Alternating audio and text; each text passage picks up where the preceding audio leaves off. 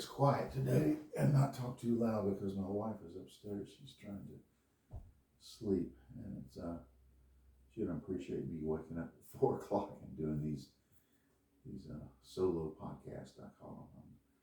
I'm not podding with anybody other than myself. I do this for therapeutic reasons. I'm not doing it to make money or to support advertisers or any of that thing. Later at my funeral, I want this shit out on a big loop.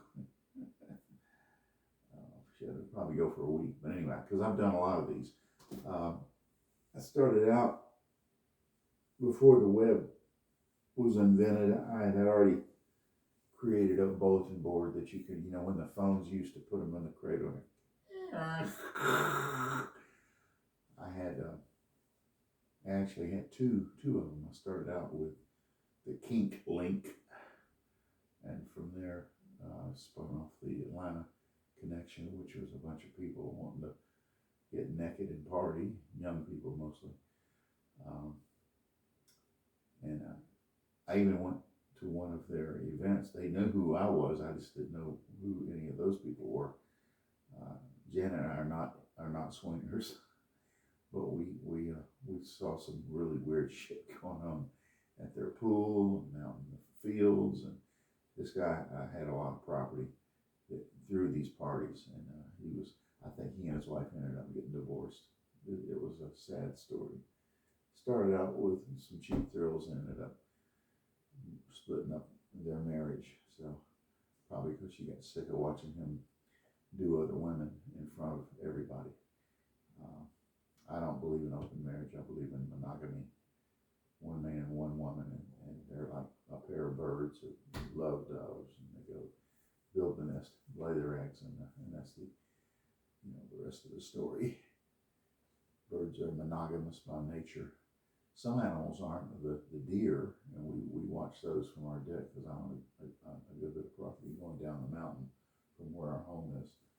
We can actually see the roofs of other big houses, some of them $1 million homes, all the way down to the Chattahoochee River and along there up to Lake Lanier. It's beautiful, beautiful scenery out here. Beautiful. We're way up high, so that gives me a perspective. I'm only like 5-10 minutes away from the American Legion, where I hold a post for being their service officer. I help people get veterans get their benefits, returning from wars, maybe having an arm or a leg missing, and make sure that they get taken care of.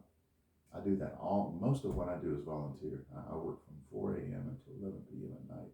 I'm retired, to be honest. I piddle around a little bit and make a little bit of money. Right now I'm in a training program with a very reputable company. I'd rather not mention their name in case this comes out in the open. I don't want to say anything that's going to taint their reputation, but I like what I'm doing. It's a training program that I estimate will take me about 3 years to complete.